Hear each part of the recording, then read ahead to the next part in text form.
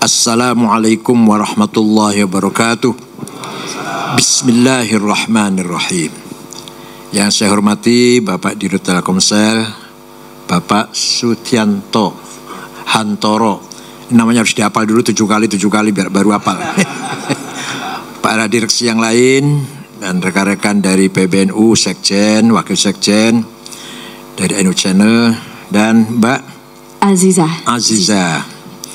Para peserta yang hadir atau melalui virtual. Dakwah itu mengajak. Da'a yad'u da'watan, itu asal mulanya. Mengajak kemana? Mengajak ke jalan yang benar. Kalau mengajak ke jalan sesat bukan dakwah namanya. Selama yang diajak itu, yang disampaikan adalah nilai-nilai kebenaran, maka namanya dakwah. Nah, agama Islam dinud dakwah, dinur risalah, agama misyir, agama dakwah. Maka sering sekali bentrok dengan sesama agama dakwah, yaitu Kristen. Karena sama-sama mengajak, sama-sama menjanjikan kebahagiaan, menawarkan keselamatan. Beda dengan agama Hindu, Buddha, Konghucu, bukan agama dakwah, Yahudi, eksklusif hanya khusus untuk keturunan Bani Israel. Nah, di sini Islam dan Kristen sering bersinggungan, sama-sama agama misyir, agama risalah. Nah, cara dakwah sudah digariskan dalam Islam, dalam Al-Quran tegas sekali. Saya yakin semua orang baca. Ud'u ila sabili rabbika bil hikmati wal mau'izatil hasanati wajadilhum billati hasan. Ajaklah manusia ke jalan Allah, jalan yang benar, bil hikmah, dengan bijak, dengan wisdom, dengan kearifan, jauh dari caci maki, jauh dari mengumpat-ngumpat, apalagi intimidasi, teror, memaksa. Itu Quran tegas sekali itu. Suatu ketika ada sahabat namanya Al-Hasin Al-Khazraji. Anaknya tidak mau masuk Islam. Dirayu, dikandani, diajak, dilobi, nggak mau.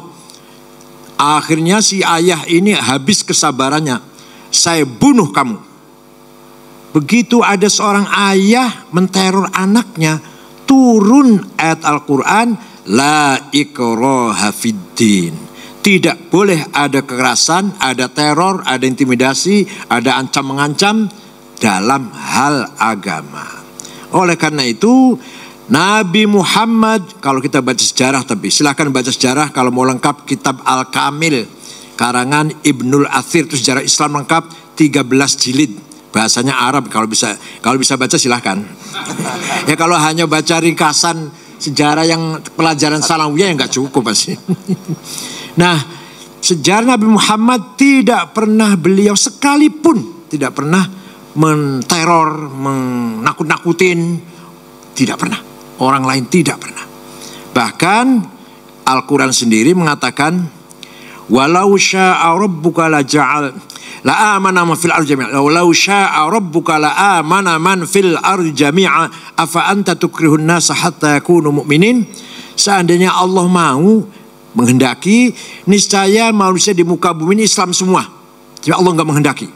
Afa anta tukrihun nas, apakah Muhammad akan memaksa manusia hatta yakunu mu'minin, agar manusia semua beriman dengan Islam?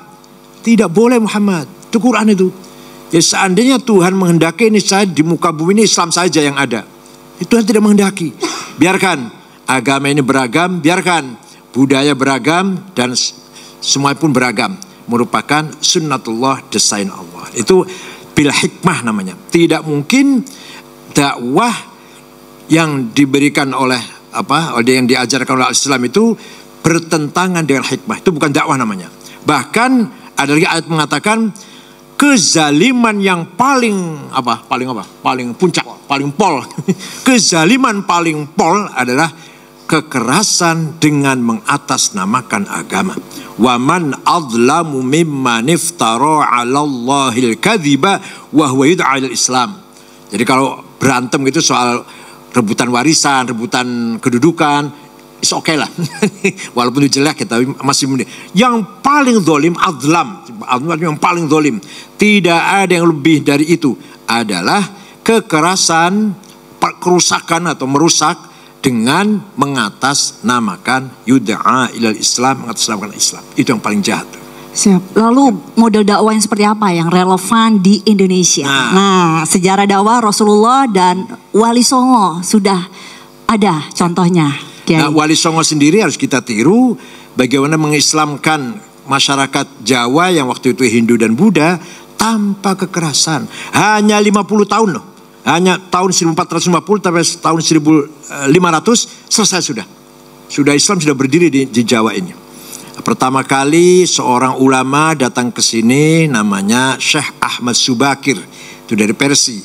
Karena orang pedagang Persia kalau datang ke Jawa 50 mati 20, berangkat 100 mati 30. Maka raja sana perintah ulama Ahmad Subakir, ada apa sih di Jawa tuh, coba lihat kok. Orang kita, orang Persia kalau ke sana pulangnya pasti banyak yang mati. Setelah Syekh Subakir datang kemari, ternyata banyak dedemitnya. Percaya nggak kira-kira? Percaya nggak Mbak Aziza? Banyak dedemitnya, banyak setannya, banyak makhluk jahat. Maka oleh Syekh Ahmad Subakir, makhluk-makhluk halus itu dirantai, dibuang ke Laut Selatan. Ada dua makhluk yang makhluk halus yang tidak nakal, tidak mau ganggu Islam, tapi nggak mau masuk Islam, tapi nggak ganggu Islam. Namanya Sang Hyang Semar dan Sang Hyang Togok. Ini barangkali orang Telkomsel baru dengar cerita begini. Padahal orang Jawa asli padahal. Nah, itu Syekh Subakir. Nah, beliau wafat di Wajo, kemudian di Wajo ya, Sulawesi Selatan. Kedua datang lagi Syekh Wasil namanya. Nama aslinya Nisabur An-Nisaburi, Syahri Asidin An-Nisaburi. Datang kemari berkenalan dengan Ratu Sima, ratu yang terkenal adil dari kerajaan Kalingga, di mana di Jepara. Beliau membawa kitab namanya kitab Al-Asrar, rahasia. Diajarkan kepada sahabatnya Raja Joyoboyo Doho Kediri. Diterjemahkan jadilah Ramalan Joyoboyo. Padahal itu kitab Arab aslinya Kitabul Asrar, kitab rahasia yang dibawa Syekh Wasil. Percaya silahkan, nggak apa-apa ini namanya. Kita kembali ke sejarah. Itu sebelum Wali Songo. Ada lagi tahun 1410 ulama dari Cina, dari Tiongkok datang, namanya Syekh Hasanuddin di Rengas Dengklok, Kerawang, mengajarkan Quran, suaranya enak, maka disebut Qori, maka disebut Syekh Quro, Rengas Dengklok, Kerawang. Raja Siliwangi Kuncaningrat mendengar ada agama baru, marah besar, berangkatlah dari selatan, dari Bogor barangkali menuju Kerawang. Sampai di sana mau saya bunuh itu, apa ini agama apa ini? Sampai di sana ada santrinya Syekh Quro sedang belajar baca Quran, kutilang, kuning tinggi langsing, seperti Mbak Aziza barangkali ya. Terima kasih Kiai. Kapan lagi dipuji? Namanya Subang Larang namanya. Raja Siliwangi jangankan mau membunuh, malah klepek-klepek, jatuh cinta langsung. Mas, ya silahkan kalau kamu ingin mengawin murid saya, tapi syaratnya masuk Islam. Udah masuk Islam. Ada mas kawinnya, apa tasbih? Di mana? Sudah saya cari tasbih. Gak ada di sini, adanya di Mekah. Saya terbang ke sana. Ini dongengnya begitu dongengnya. Nah dia mau terbang, hong. Biasanya terbang kalau hong itu biasanya macet. Sekali lagi hong, gak terbang. Sekali lagi hong, macet juga. Nah, kata Syekh Quro, kalau mau terbang baca Bismillahirrahmanirrahim. Hongnya dibaca loh. Bismillah dibaca, hong dibaca. Ringkas cerita dia terbang datang bawa tasbih. Terjadi pernikahan antara Raja Siliwangi dengan Subang Larang. Nanti punya anak. Ini konon katanya Islamnya kurang serius si raja ini, atau bahkan ada yang mengatakan murtad hanya karena ingin ngawin Subang Larang saja. Tapi nanti punya putra Syekh Rahmatullah atau Prabu Kian Santang yang kuburnya di Godog Garut itu akan mengislamkan seluruh Jawa Barat kecuali Patih Pucukumun dengan pengikutnya suku Baduy di Malimping, agamanya tetap Karuhunan Sunda Wiwitan. Nah, nanti akan Syekh Rahmatullah punya adik namanya Abdullah Iman atau terkenal dengan Ki Kuwu Cirebon. Kutu ya bupati lah. Nanti punya adik lagi perempuan namanya Rara Santang atau Syarifah Mudaim, dinikah oleh seorang Habib dari India namanya Abdullah Azmat Khan. Punya anak siapa Pak? Sunan Gunung Jati. Jadi Sunan Gunung Jati itu dari ibu cucu Prabu Siliwangi, dari bapak Habib dari India turunan Gujarat namanya Abdullah Azmat. Cerita begini sulit tuh, dikira gampang apa? Dikira baru baca kemarin apa? Itu kok bisa tahu semua ya Bu ya, hebat ya, luar biasa ya ilmunya. Subhanallah. Nah, datang Islam kemari, mohon maaf, ini bukan saya merendahkan agama lain. Agama Hindu kan berkasta-kasta. Brahma, Satria, Sudra, Vairya, Waisa. Nah, masalah agama hanya Brahma, yang lain nggak usah tahu lah. Orang kecil nggak usah tahu, ini ikut aja. Tidak boleh baca kitab suci. Waisa, Vairya ini, Sudra ini. Agama Islam datang, semua orang Islam harus bisa baca Quran. Walaupun minimal Al-Fatihah harus bisa. Jadi mereka kaget, seumur-umur baru boleh baca kitab suci kalamnya Tuhan kalau masuk Islam. Kalau nggak masuk Islam sampai kiamat kurang 2 hari nggak mungkin baca kitab sucinya Tuhan. Itu yang menarik. Kemudian bahasa Jawa, mohon maaf bahasa Jawa. Jawa Pak? Saya Jawa. Ini. Saya Sumatera Pak. Beda dikit. Bahasa Jawa ada ingsun, aku.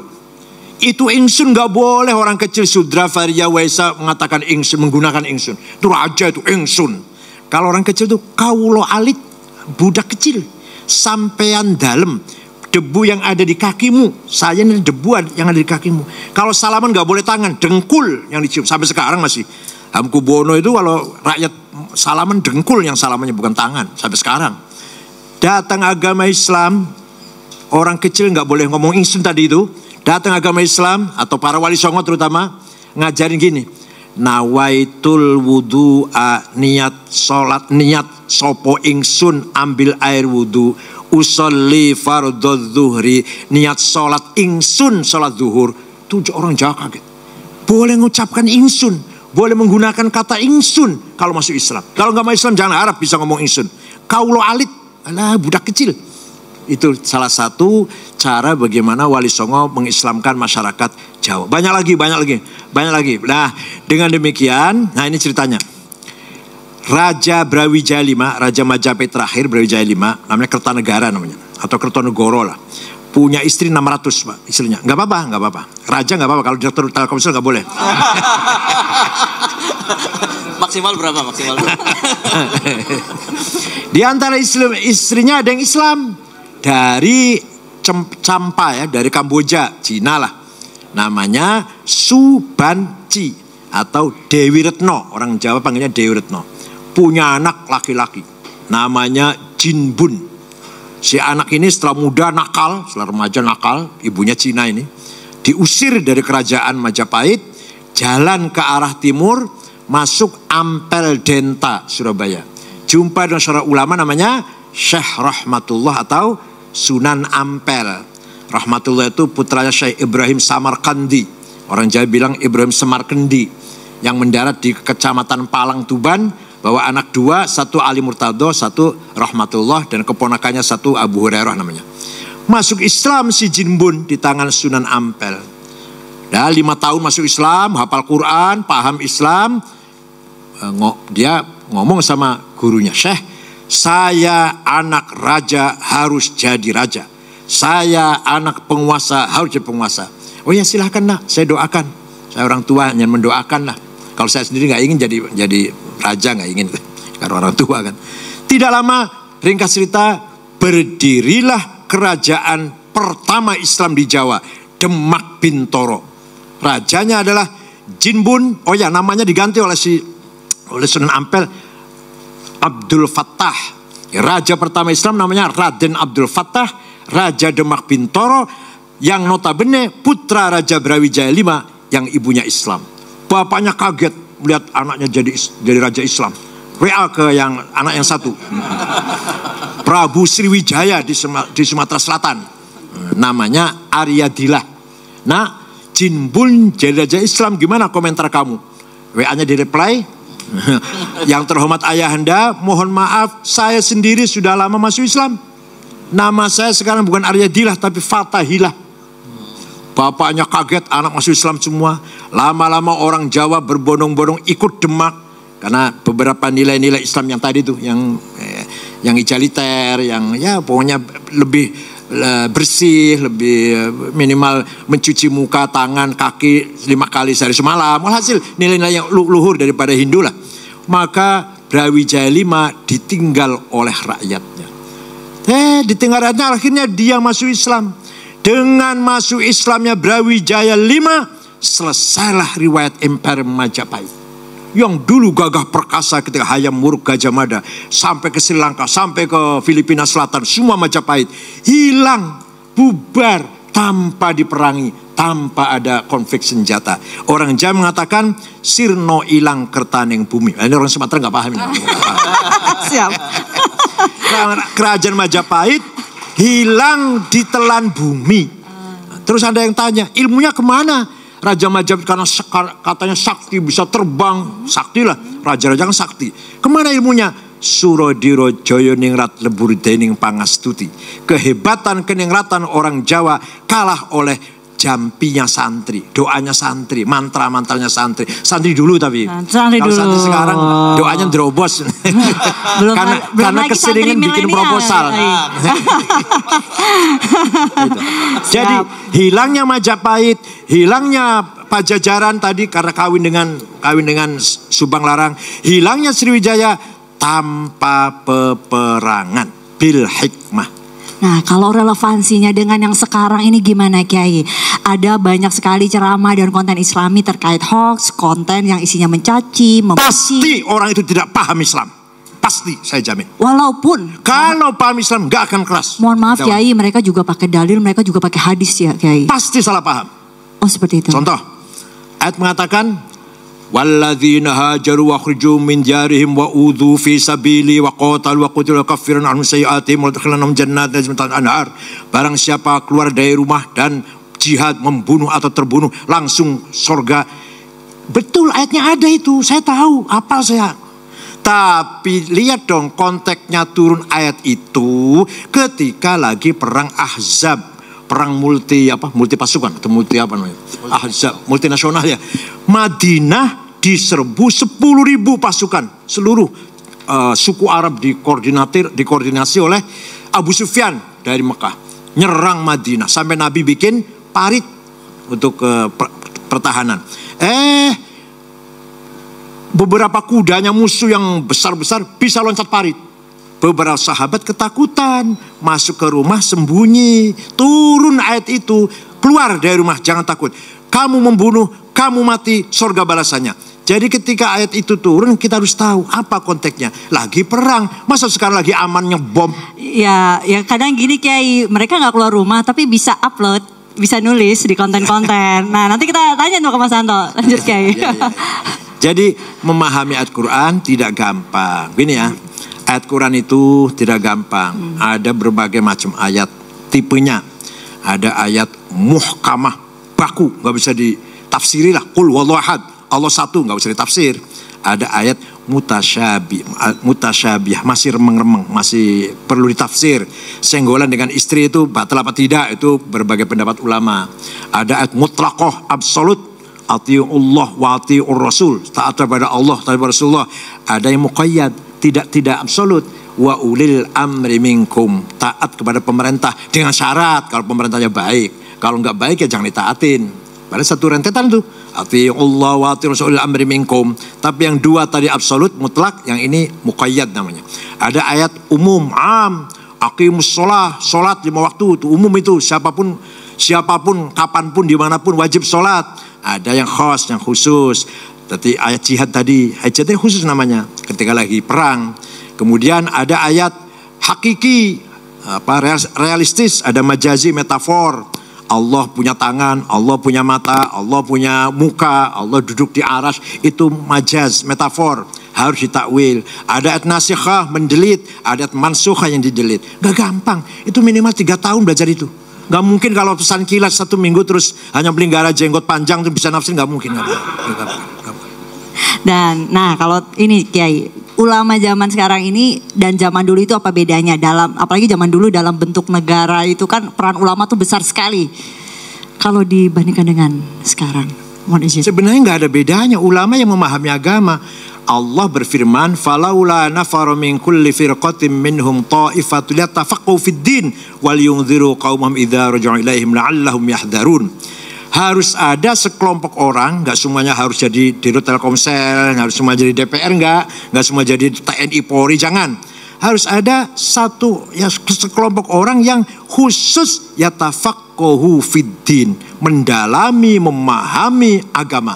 Maka nanti orang itu disebut faqih atau fuqaha, kalau orang banyak jamaknya fuqaha, faqih, ulama lah. Kalau kitanya kiai di sini lah. Harus ada itu, harus ada. Nah, fuqaha ini nggak gampang, menjadi faqih ini nggak gampang. Betul-betul memahami tafsir, betul-betul memahami hadis. Hadis ada berapa macam, mutawatir, masyhur, aziz, ahad. Belum dari sisi riwayatnya, sahih, hasan, dhaif. Dhaifnya ada maqtu, munqati, muallal, mursal. Ya Allah, gak sembarangan. Belum nanti masalah ijma, qauli, sukuti, qiyas ada 9, aulawi, burhani, mantiki, jadali, syiari, khitabi, iqna'i. Gak gampang menjadi fuqaha, itu gak gampang. Jadi betul-betul, atau minimal kalau sekarang ya pesantren 5 tahun lah baru lumayan. Itu baru lumayan tuh. Berarti berapa banyak yang instan? Nah ya itulah. Baru namanya faqih. Kata-kata ulama di Quran hanya tidak untuk, sebenarnya kata ulama di Quran tidak untuk ahli agama. Malah ahli sains ya. Inna masyaallah min ibadil ulama itu ayat itu datangnya setelah menceritakan turunnya air dari langit, tumbuh-tumbuhan, menjadikan tumbuh-tumbuhan berkembang, bermacam-macamnya binatang, bermacam-macamnya gunung. Kemudian innama yakhshallah min ibadil ulama, orang yang paham dengan alam semesta ini. Jadi ulama di Quran bukan ahli agama sebenarnya di Quran. Yang di Quran dimaksud ahli agama itu yatafaqahu fid din. Tafaqquh, yang paham agama. Baik, lalu bagaimana ulama dan NU merespon tantangan dakwah digital saat ini yang semakin kompleks ya? Sebenarnya kita paham ya, kita tahu persis kebutuhan tantangan sekarang. Hanya kita masih mengejar ketinggalan. Ya maklumlah kita dari basic pesantren tradisional kalau NU itu. Kenapa? Karena dulu ketika Belanda menguasai pusat-pusat peradaban perkotaan, kiai-kiai menyelamatkan akidah dan akhlak, lari ke kampung-kampung, di sana mendalami agama. Nah, yang di kota orang Islamnya ini hanya memelihara jangan sampai pegawai-pegawai Belanda murtad yang Islam. Jadi pegawai-pegawai Belanda yang kerja di Belanda di kantor-kantor jangan sampai murtad lah. Dipelihara Islamnya. Tapi nggak ada pendalaman, hanya melihara yang saya murtad. Maka itu Islam kota namanya. Kalau yang pendalaman Islam, tafaqquh fid din, tafsir, hadis, fikih, usul fikih, ilmu kalam, filsafat, tarikh, akhlak di pesantren yang di desa-desa. Yang di kota ini hanya sekedar menjaga. Ya penting sih, saya akui penting dan peranannya besar. Organisasi yang lahir di kota itu peran besar menjaga imannya orang-orang kota. Tapi di sana tidak ada pendalaman. Tafaqquh fid din tidak ada. Tafaqquh fid din artinya di desa-desa itu, di pesantren. Walaupun sekarang sih sudah pesantren di kota juga banyak yang di. Kalau tantangan bagi ulama-ulama saat ini gimana terhadap generasi milenial? Ya harus mengikuti perkembangan milenial sekarang. Nah, Mas Anto nih. Ya. Mas Anto, bagaimana Telkomsel menjangkau segmen generasi milenial untuk membangun generasi bangsa yang berkomitmen Indonesia yang tinggi? Generasi muda buat Telkomsel adalah, karena kita entitas bisnis begitu ya, adalah masa depannya Telkomsel. Kita menggarap sangat serius. Connectivity yang kita sediakan, paket-paket yang kita sediakan sangat menggarap milenial muda. Dan nyambung apa yang disampaikan oleh Kiai Said tadi, kan perjuangannya berbeda-beda ya. Kalau tadi fakih itu perjuangannya mendalami agama, kami di Telkomsel mendalami bagaimana memfasilitasi para fakih itu bisa menyebarkan kebaikan dengan cara yang paling baik dan paling sesuai dengan para milenial. Jadi kita memang ladang perjuangannya masing-masing tapi saling mendukung ya Kiai. Ada nggak sih tantangan digital sendiri untuk membedakan, oh ini mesti gimana nih? Nah itu ada tantangannya nggak sih? Nah, mungkin itu kaitannya dengan gini ya. Memang dunia digital kan terbuka sekali, sangat terbuka, sangat sulit bagi kita untuk membatasi konten yang tadi dibilang oleh Mbak, ada negatif, ada positif. Tapi Telkomsel selalu berusaha, kita selalu berusaha terbuka kepada semua ajakan kebaikan. Tadi Kiai sampaikan dakwah itu pasti adalah tentang kebaikan. Bagaimana Telkomsel bisa mendukung dakwah itu dengan keahliannya Telkomsel, yaitu digitalisasi, menyampaikan secara digital. Tentu saja kami tetap selalu kedaulatan seperti itu ya. Betul, tentu saja kami selalu mendorong yang arah dakwahnya adalah kebaikan. Dan karena kita di Indonesia, ya pasti yang mendukung keindonesiaan. Pasti itu. Baik, dan sebagai bagian dari unit usaha Telkom Group memanggul amanat kebangsaan yang tidak ringan tentunya. Bagaimana Telkomsel berkontribusi untuk menjaga digital territory dan mencetak digital talent nih untuk masa depan? Pastikan Telkomsel ini mempunyai peranan yang besar nih untuk memvital generasi-generasi kita. Ya. Buat Telkomsel sendiri, kita menyediakan sarananya ya. Kita punya network yang luas untuk membuat para milenial maupun para pendakwah tadi, pendakwah kebaikan itu tadi, untuk bisa mendakwahkan kepada para milenial, itu pasti. Kemudian kita juga punya program-program untuk membangun talent-talent digital di Indonesia. Kita punya program NextDev, kita ada program Indonesia Next. Ini dalam rangka kita membuat milenial Indonesia itu menjadi berdaya secara digital, sehingga bisa punya digital sovereignty lah di Indonesia itu, kedaulatan digital. Ini sangat penting karena apa? Karena kalau kita punya kedaulatan digital, kita bisa memanfaatkan aset digital kita ini untuk mendakwahkan kebaikan. Sekali lagi tujuan utamanya adalah sebetulnya itu. Baik, lalu kalau menghadapi tantangan dakwah digital seperti saat ini nih Mas, dan tantangan komitmen keindonesiaan yang apalagi sekarang banyak sekali milenial yang itu menjadi sorotan dan menjadi topik utama di media sosial. Apa Telkomsel punya standar untuk konten-konten digital dan dai-dainya? Ya, insya Allah hari ini kita kerjasama NU Channel dengan Majelis Telkomsel Taqwa. Di Majelis Telkomsel Taqwa kita terbuka sekali untuk mengundang pendakwah-pendakwah, ulama-ulama Ahlus Sunnah wal Jamaah yang mendakwahkan kebaikan dan keindonesiaan. Jadi seperti tadi Kiai Sagil sampaikan, dakwah itu pasti kebaikan isinya. Jadi kalau isinya bukan kebaikan, ya mohon maaf, mungkin jangan memanfaatkan Telkomsel di tempat lain saja, begitulah kurang lebih. Siap, komitmennya jelas itu ya. Dan komen. 15 sahabat yang lalu sudah ada warning Pak. Wala tuti' kulla hallafim mahin, hammazim masya'im binamim, manna'in lil khairi mu'tadin athim, utullim ba'da dzalika zanim. Kamu jangan sekali-kali mendengarkan berita-berita bohong yang mengadu domba, fitnah, manna'in lil khairi mencegah kebaikan, mu'tadin menimbulkan permusuhan, athim menjerumuskan kita ke dalam dosa besar. Sudah ada Qur'annya itu. Jangan sekali-kali kamu terpengaruh, terprovokasi oleh hoax atau hate speech dan adu domba dan sebagainya. Komitmen Telkomsel jelas ya? Iya. Insya Allah. Insya Allah. Boleh tepuk tangan untuk Telkomsel, luar biasa. Dan terakhir, bagaimana strategi ke depan membangun kolaborasi Telkomsel dengan ulama dan dai-dai yang ramah, damai dan toleran untuk mengisi kanal digital Telkomsel? Ya, jadi di Telkomsel sendiri kita adalah Majelis Telkomsel Taqwa. Majelis Telkomsel Taqwa secara rutin kita mengadakan pengajian-pengajian, dakwah-dakwah. Tentu saja kita bekerja sama seperti contohnya dengan PBNU begitu, untuk memastikan bahwa yang disampaikan adalah kebaikan dan keindonesiaan. Jadi kita sangat tidak, bagi saya begitu ya, keterbukaan is keterbukaan, tapi bukan berarti bablas tanpa batas begitu ya. Keterbukaan tetap harus dalam koridor keindonesiaan dan kebangsaan. Luar biasa. Jadi terakhir ada pesan mungkin untuk Telkomsel nih, gimana komitmen? Udah terakhir ini. Masih boleh? Silakan. Saya langsung ada begini. Kalau pagi masih. Silakan. Ya. Tadi ayat Quran yang dibaca oleh Qori tadi. Wa kadzalika ja'alnakum ummatan wasata. Di dalam Quran tidak ada secara eksplisit terminologi umat Islam. Ayo silakan baca Quran. Silakan baca Quran dari awal sampai akhir. Gak ada kata umat Islam, gak ada. Yang ada ummatan wasaton. Saya jadikan kamu Muhammad dan pengikutmu umat yang moderat, umat yang mampu ditakun syuhadalan nas, mampu bermain, berperan dalam situasi apapun. Gimana caranya?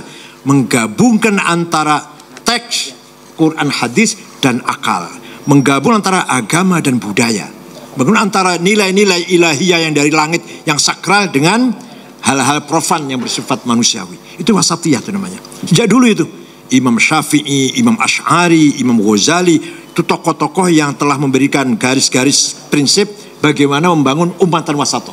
Umat yang tidak terlalu tekstual, nanti jumud, sempit. Ya kalau hanya jumud. Ya itu tadi teroris jadinya. Atau terlalu liberal. Akal saja, Quran hadis nggak dilihat. Pokoknya budaya saja, kecerdasan saja, itu pun bahaya. Jadi pesan Quran kita ini dijadikan umat Muhammad umatan wasaton, umat yang moderat. Nggak ada istilah umat Islam. Silakan baca Quran. Nggak ada umat Islam itu. Yang ada umatan wasaton. Ya memang umatan wasaton diharapkan adalah umat Islam, umat yang berperan, yang mampu membangun peradaban. Jadi menggabungkan antara nilai-nilai ilahiyah dengan hal-hal profan yang duniawi.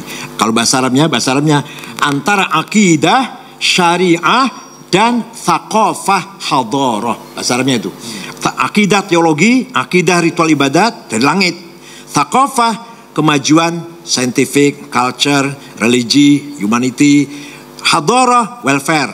Itu kalau bisa menggabungkan antara dua-duanya, antara agama dan peradaban ini namanya mutamaddin, madaniyah, madani, tamadun, Madinah. Negaranya Madinah namanya. Nah, Nabi Muhammad gak pernah mengatakan negara Islam, negara Madinah. Gak pernah mengatakan saya membangun negara Islam. Tidak, negara Madinah, negara yang adil, beragama, berbudaya, adil, di mata hukum sama, penduduknya Muslim pendatang, Muslim pribumi dan non Muslim 3 suku.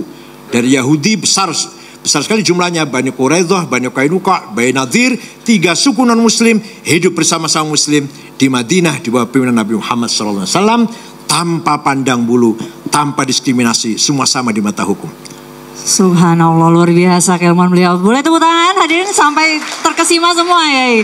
Ilmunya luar biasa. Baik, terima kasih Kiai atas terakhir. Pesan Nabi Muhammad selalu dibaca oleh khotib-khotib Jumat. Wala udwana illa 'alal zalimin. Tidak boleh ada permusuhan kecuali terhadap yang melanggar hukum. Tidak boleh ada permusuhan karena beda agama, beda suku, beda budaya. Satu aja yang harus kita anggap musuh, yang melanggar hukum.